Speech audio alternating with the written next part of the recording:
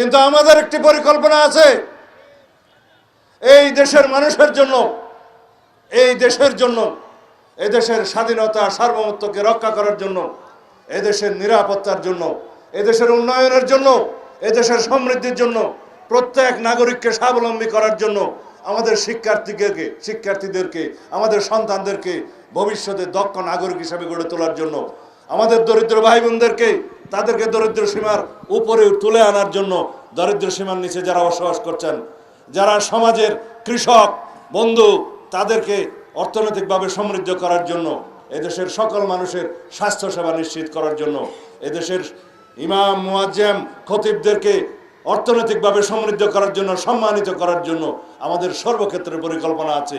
অন্যান্য সব ধর্মাবলম্বী ভাই বোনদের উপাসনালয়ে যারা কাজ করেন তাদেরকেও সমভাবে সম্মানিত করা হবে, উৎসব ভাতা দেওয়া হবে। এই আমাদের পরিকল্পনা বাংলাদেশের সকল নাগরিককে নিয়ে, সকল ধর্ম বর্ণ পেশা, সমস্ত ধর্মাবলম্বী, সমস্ত জাত পাত সংস্কৃতি, সমস্ত ভাষাভাষী, সকল সমতলের পাহাড়ি সমস্ত মানুষকে নিয়ে আমরা ঐক্যবদ্ধভাবে একটাই জাতীয় পরিচয় হিসাবে, বাংলাদেশী নাগরিক হিসাবে এই দেশকে গড়ে তুলতে চাই। সেই পরিকল্পনা আমরা দিয়েছি, মানুষ গ্রহণ করেছে। আগামীর বিশ্ব, বর্তমান বিশ্ব তথ্য প্রযুক্তি ভিত্তিক, প্রযুক্তি নির্ভর, মেধা নির্ভর, জ্ঞান নির্ভর। এই পৃথিবীতে আমরা প্রতিযোগিতা করে যদি টিকে থাকতে চাই, তাহলে আমাদের দেশকে প্রযুক্তি নির্ভর, মেধা নির্ভর, জ্ঞান নির্ভর শিক্ষার্থী সৃষ্টি করতে হবে, জনসাধারণ সৃষ্টি করতে হবে, দক্ষ জনশক্তি সৃষ্টি করতে হবে। সেই লক্ষ্যে আমরা বিস্তারিত পরিকল্পনা গতকালকে ইশতেহারের মধ্য দিয়ে প্রকাশ করেছেন আমাদের মাননীয় চেয়ারম্যান জনাব তারেক রহমান। তার আগে বিভিন্নভাবে সারা দেশে আমরা ঘুরে বেড়িয়েছি, তারুণ্যের ভাবনাকে আমরা ধারণ করেছি, তাদের রাষ্ট্রচিন্তাকে আমরা মূল্যায়ন করেছি। তারা কি চায়, এদেশের শিক্ষার্থীরা কি চায়, যুব সমাজ কি চায়, তরুণরা কি চায়, সেটার উপর ভিত্তি করে আমরা কর্মসূচি প্রণয়ন করেছি। আমরা বলেছি এই দেশ থেকে মেধার পাচার হবে না। এই দেশে যারা অর্থ পাচার করেছে, মেধার পাচার করেছে, এই দেশকে সর্বনাশ করে দিয়েছে, সেই রকম কোনো ভবিষ্যতে আর কিছুই করতে দেয়া হবে না। সেজন্য আমরা কর্মসূচি দিয়েছি।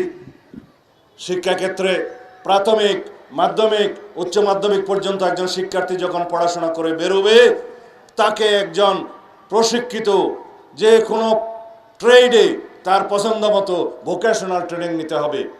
বাংলা ইংরেজির পাশাপাশি তাকে তৃতীয় একটি ভাষা শিখতে হবে, তাকে খেলাধুলায় এবং সংস্কৃতিতে অংশগ্রহণ করতে হবে বাধ্যতামূলকভাবে। একজন সুস্থ, দক্ষ, কর্মঠ, প্রশিক্ষিত হাত হিসেবে সে নিজেকে গড়ে তুলতে পারবে। এইভাবেই বাংলাদেশের 18 কোটি মানুষের 36 কোটি হাতকে আমরা কর্মের হাতে পরিণত করব ইনশাআল্লাহ। এই দেশে কোনো বেকার থাকতে পারবে না। সময় লাগবে শিক্ষার্থীদেরকে এই নতুন কার্যক্রমের মধ্য দিয়ে নিয়ে আসতে, সময় লাগবে, কিন্তু আমরা শুরু করব ইনশাআল্লাহ। আমাদের মা বোনদেরকে যারা অপমানিত করেছে, যারা বলছে, যারা কর্মস্থলে যায়, যারা কর্মজীবী মহিলা, তাদেরকে একটা বিশ্রী ভাষা অভিহিত করেছে আরেকটি দল, আমি নাম নেব না, যারা এখন নির্বাচনে প্রতিদ্বন্দ্বিতা করছে। দেশের অর্ধেক জনসমষ্টি নারী, অর্ধেক পুরুষ, সারা বিশ্বেও তাই। এই অর্ধেক নারীকে ঘরের মধ্যে আবদ্ধ রেখে তাদের অগ্রগতি প্রগতি না এনে কোনোদিন বাংলাদেশের পরিবর্তন সাধন করা যাবে না, পৃথিবীর পরিবর্তন সাধন করা যাবে না। সেজন্য আমাদের নেত্রী দেশনেত্রী বেগম খালেদা জিয়া 1991 সালে সরকারে থাকার সময়, তিনি প্রধানমন্ত্রীত্বে থাকার সময়, তখন এই দেশের নারী সমাজের অগ্রগতি প্রগতির জন্য তিনি মেয়েদের শিক্ষাকে অবৈতনিক করলেন, স্টাইপেন্ড দিলেন, বৃত্তি দিলেন। মাধ্যমিক, উচ্চ মাধ্যমিক পর্যায় পর্যন্ত এখন চলছে।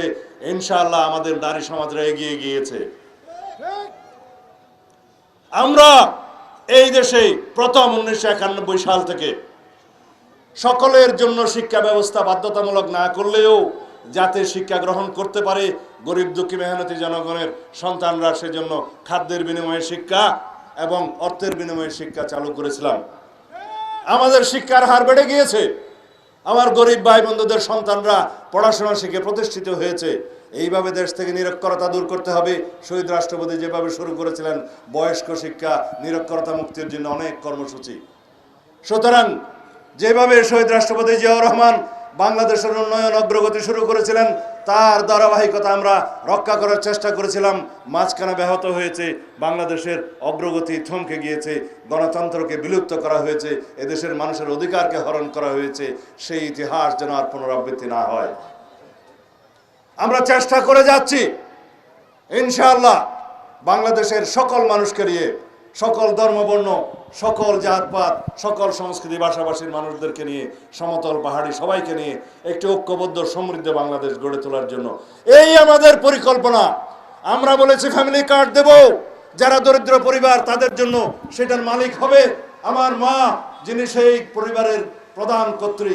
তার মর্যাদা বৃদ্ধি হবে, তার নিরাপত্তা হবে, সামাজিক সুরক্ষা হবে, ক্ষমতা প্রাপ্ত হবে এবং তার সন্তানদেরকে পড়াশোনা করে মানুষ করতে পারবে, দেশের সম্পদ বানাতে পারবে। বিনামূল্যে মাসিক একটা পরিমাণ তারা খাদ্যদ্রব্য পাবে, নিত্য প্রয়োজনীয় সামগ্রী পাবে।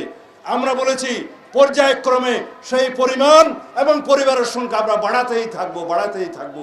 ততদিনে দারিদ্র বিমোচন হবে ইনশাআল্লাহ, সামাজিক সুরক্ষা হবে, সামাজিক নিরাপত্তা বেষ্টনী বাড়ানোর মধ্য দিয়ে আমরা সেই কার্যক্রমটা করব।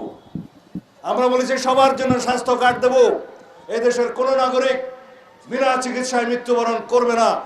যে সমস্ত মা বোনেরা, যে সমস্ত ভাই বন্ধুরা অর্থ কষ্টের কারণে উন্নত চিকিৎসা পায় না, তাদের জন্য প্রাইভেট সেক্টরে উন্নত চিকিৎসার জন্য আমরা সরকারি ব্যয় নির্বাহ করে সেই চিকিৎসা করা হবে।